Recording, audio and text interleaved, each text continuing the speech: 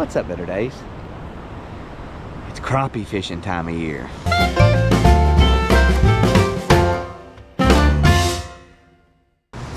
I go fishing for crappie every time of year, but it really gets special in the wintertime. What ends up happening in Middle Tennessee and all over the Southeast and the Midwest, lots of different places where crappie live, when that air temperature starts to drop and the water starts to drop, they go shallow. It's really neat. It's awesome. They're gonna come up shallow water areas out of lakes and rivers to very specific spots. And let's go stand on top of one of those spots right now and talk about how to fish for these fish. You think them crappies came up here? I would think so, dude. I would think they're on this Usually right out here, like this, right here. Just do like that right there, and then watch for it to kind of go under. And then set the hook. Well, I don't know how to talk to you. so that's what I was just gonna do. I was just gonna come down here and show everybody how to crappie fish. Here's how it works. From now until June, when it rains like this and this water comes up really heavy and fast like it did today, even when it comes over the dam, the crappie come up from the lake and they just load up right in here below this dam. But they do it everywhere. So like there's this river goes for 30, 40 miles, and there's a bunch of these dams on it. And everywhere up here, when this water starts flowing like this, they all go up to the dams together. Yeah, all the fresh water and stuff. I honestly, they don't do it in the summertime. They do it in the wintertime. So I'm not 100% certain, but it's every winter. It's without fail. And I'm not certain they'll be up here today, but the name of the game in this situation where it's so shallow is when you hear them people say they come up shallow this time of year, this is what they mean. They're coming up out of that deep lake right up here, and you just take a regular cork with the spring on the end, and then just 2 foot or maybe 1.5 foot, and then just a little minnow jig with a Bobby Garland soft plastic. And that's all you do. And what you do is you go where they're supposed to be, right below the dam. Like, I came out here because there wasn't a lot of people here. I would usually go stand over there.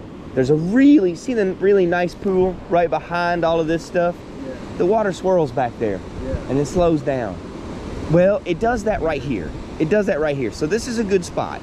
So I like to just throw in here, and I just sit here. Now, a lot of people use minnows. If you use a minnow, you'll get more action faster, but minnows cost money, and not everybody has money. So you can use this one soft plastic right here and this one bobber and catch your whole limit. That's the difference. So you just sit here with it in there. Right now, there's enough wave action. You really don't have to do anything. You can just watch for the bobber to go under. But if you get antsy, you can kind of work it. I take the rod tip with a tight line and just kind of twitch it back to me a little bit and then let it stand up. And what you'll see is that bobber will just go like this. Boom. It'll just boom, straight under. And then it's this easy. What's your name? Steve. Steve, I'm Richard. Good to know you. You just quick hook set, bam. Yeah. Not much. I mean, you're not trying to kill it. It's not a bass hook set, just like that right there. And you will hook that fish every time. Yeah. And they come in so good with that hook, it just hooks them right at the top of the mouth. 4-pound monofilament, real light line, and it's the ultra light rod. This is a 6.5 foot, but I broke the tip off, so it's only 6 foot now. And it's perfect. It's got just the right backbone to set that hook in them. Yeah, you can't use a small rod like that. They catch the heck out of it. Well, they know what they're doing. And then with this, I would just cast over, like I would look at the different areas where they may be sitting. Like maybe over in that corner over there. Oh, yeah. And then I would just work it all the way back to me. And you'll see that thing will just disappear so hard on you, Steve. Like it's unmistakable. And I'd be happy if they would oblige me right now. But you don't necessarily have to work it. You want that bobber to stand up like that a lot so you can see it go under.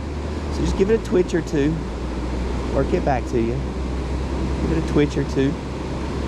And just slowly bring that, almost an imperceivable with my left hand on the reel here. Just as slow as I possibly can and work this whole area right back to me. And if I don't get a bite doing this, working this whole thing, I'll go over there. Not right here, be over there. And if I can't get one over there, I'll go up to one of these other dams, right upstream. And if you can't find one in 20 minutes, you ain't gonna find one. And they're not picky eaters. They eat this same thing all the time. Everybody I know uses the same thing, a little soft plastic with just a different variant. Everybody thinks their color is the best color. Yeah. I just always use white. Chartreuse is, listen, hey, listen. It's all about that chartreuse, it's a show. Most of my friends all use chartreuse. I have chartreuse because I believe in chartreuse. But I like white. I just use white. I think white should. Yeah. So there you go, that's all there is to it. And what I'll do is I will fish, like I said, this spot. I'll pop over to that spot right over there. And then if I can't get anything, I'll go try the other dam. And they're good size. Yeah, big pan size, that's right.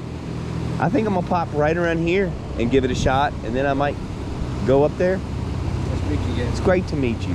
Have a better day, brother. Oh, wow, what a perfect place to break down this area. Right underneath that, whoa, watch out. Oh, we're standing under some big old fallen fruits. We're gonna get killed. Let me look for a space where there's not any above me. There we go. All right. Underneath that dam is where they're gonna be stacked. They're gonna rush up that way, get locked up in there. It's nice because there's a big area, calm area for them to sit. Sometimes that water goes over the dam. Well, then it won't be calm there. It will be calm right behind all of this stuff. See all these trees? That water gets to flowing around these trees. Creates that little pocket back there. That's where you get them, right in that pocket back there. Look at this V right here. It comes off this right here. Comes down through here. Right in the center of that V, that little pocket right there where it's still, that's a great spot. That's a good spot to target these crappie. And then some of the more aggressive fish are going to be out in the current. You can just drift that thing right down in that slow moving current. Kind of twitch it a couple times and get a few. Let's go down here and see if we can get one. It's probably still early in the season. Like I said, I want to get this video out way ahead of time so you guys can come out and get yours. That 4-pound test is perfect. Went all the way across. Twitching it right out there in front of them. Twitch, twitch, twitch, twitch. You use a minnow to do this. Probably get a bite real quick, but minnows are expensive. Minnows cost money, so if you don't want to use a minnow, this is going to be the way to go.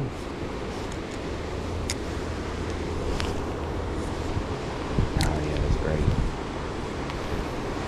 Oh, it's just hanging there. Right in the zone. Twitch, twitch. Watch for that bobber to get taken down.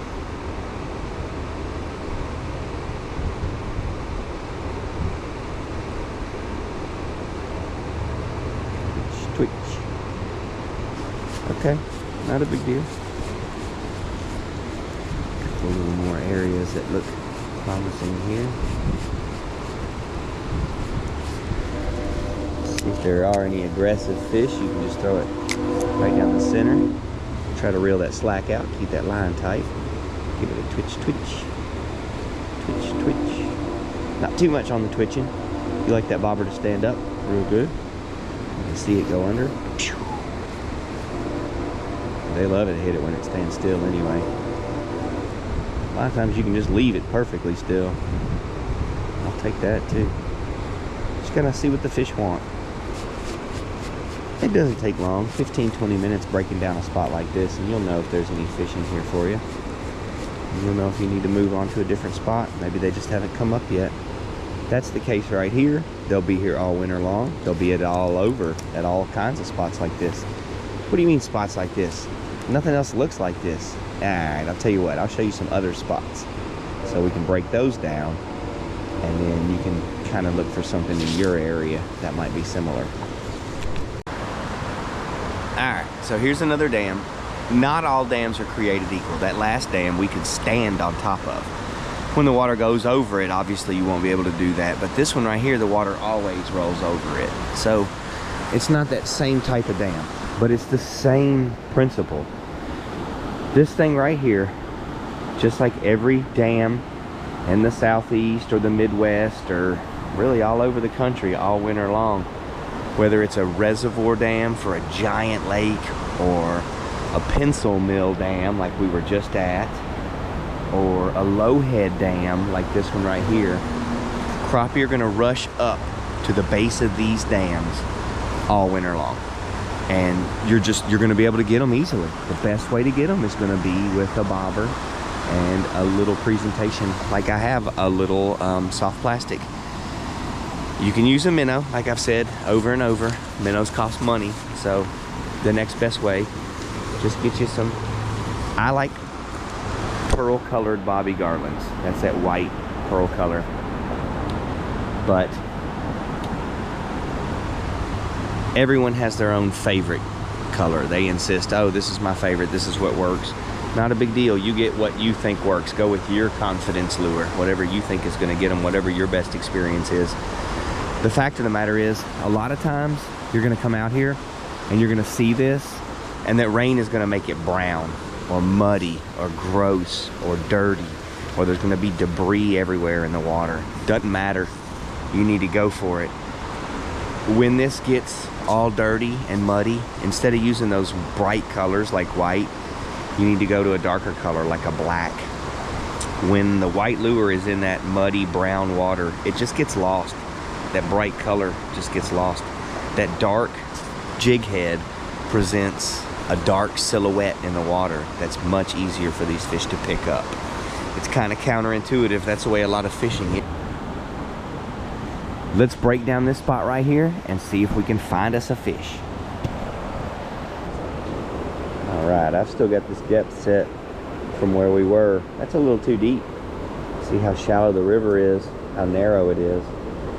We're gonna move this up. We're gonna go to about, what, maybe about a foot, maybe 14 inches of depth. I don't want this lure on the bottom, but I don't want it near the top. I don't want it 6 or 8 inches up off the bottom. See how that floats. Perfect. Now right where I've thrown it is not a bad spot. Might be the first spot you would look. That way you don't scare off any potential fish. Start fishing from here out instead of making long casts right away. Fish close to you. See if there are any fish sitting right down in here, right off the edge of this current. Can't find any right there. Throw a little farther, right out here. There are some suds on the surface right there. Where there's suds, there's studs. Let that thing soak there for a second or two, or a minute or two. Those fish, they will know that is there. You don't have to do too much twitching or anything. They'll see it suspended there. They'll see that little tail wiggling on it. One of them will come eat it. They're not super picky. They just like little soft plastics and little minnows. Can't get one there. I start looking across. I see on the other side there's some still water. What if the fact that we were here made them move over there? So we can cast all the way over there. Ooh.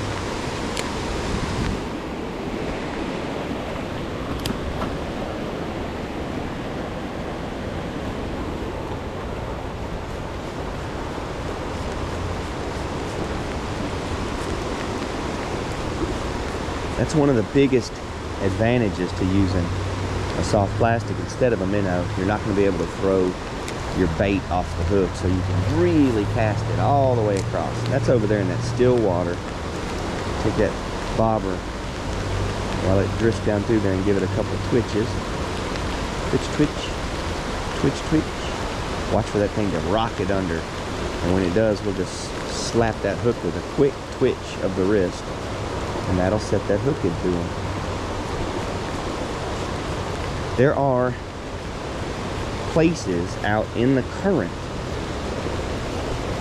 where you get a good break in the current. So if you'll look, I can throw this out here And that bobber will stand straight up at certain points in time.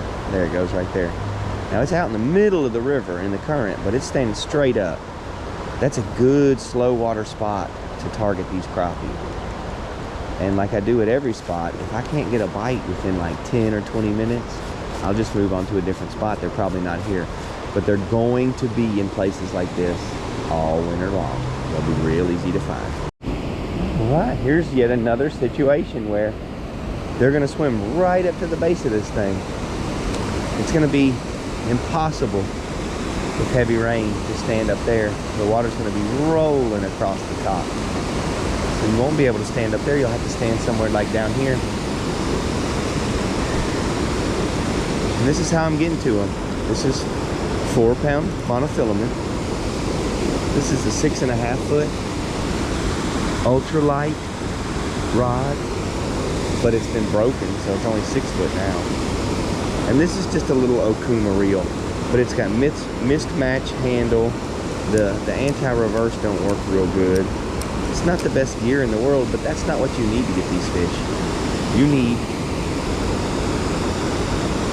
a fixed bobber with just a few 1 foot or 2 foot of line, and then that's a 1/32 ounce jig head, and then a little pearl colored Bobby Garland baby shad. And you just figure out what color you like the best, and you just find a spot like this right here. And you don't necessarily want to throw right up into the rapids. You want to throw right off to the edge, right off to the side, right in there. Perfect. Get that thing.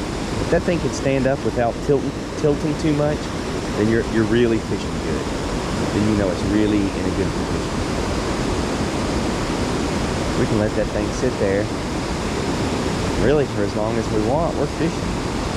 Something might come up to it. We give it a couple of twitches. It's just in the zone, right over there in all those bubbles, right in the area where they like to come up and ambush prey. And I gotta say, it might even be tougher in clear water. I see people, myself included, have great success when that water starts to cloud up and get kind of brown, and they can't tell if that's a lure or some bait, and they just kind of attack because they're hungry. So you got that spot right out there. That looks good. Nice little area. I don't want to throw into those riffles. I want to throw right over here. Beside it. See some stuff sitting right over there. Which is munch off to the side of this current. Give it a couple twitches. Twitch, twitch. Another spot I would want to throw. That current comes off of here and goes right up along that wall. I don't want to get it near that current sand. Right on the edge of it. You can cast this thing a country mile. That 4-pound test. And that's sitting right up in all those suds, straight up and down, right on the edge of that current. That is a fantastic spot to fish. You're gonna get crappie there. You're gonna get so many crappie there. It was the end of last fishing season, the last winter season, when I figured all this stuff out about how these crappie do all winter long. I had been compiling information that had been given to me by lots of other anglers. Over the years, I've been trying to take you guys to the base of these dams, trying to make some connection about what needed to happen, when I needed to be there, and what I needed to do. This is it. This is the pinnacle of information for what's gonna happen this winter. I got this out this year, last week of October, a couple of days before Halloween. Just perfect timing. You guys need to be on it. All over where there's crappie and there's wintertime conditions, you're gonna be able to get them when heavy rains or even flooding rains at the base of dams, reservoirs, lakes, anywhere there's an area where the water rushes in like this and they can congregate at the base. They can get stuck. Not that they want to congregate, that they get stuck. You're gonna find them there in great numbers. I hope this is a great season for you guys. I know I'm gonna be making hundreds of videos this year out catching crappies. I'm gonna be taking people on crappie fishing trips. We're gonna be fishing from the bank Hit me up if you want to do a trip, betterdaysfishing@gmail.com. Hundreds of spots where we're gonna go where there's great access from the bank for catching numbers of crappie. Hit me up, betterdaysfishing@gmail.com. If you like this kind of thing, consider subscribing to my channel. Thanks for watching, you guys. Have a better day.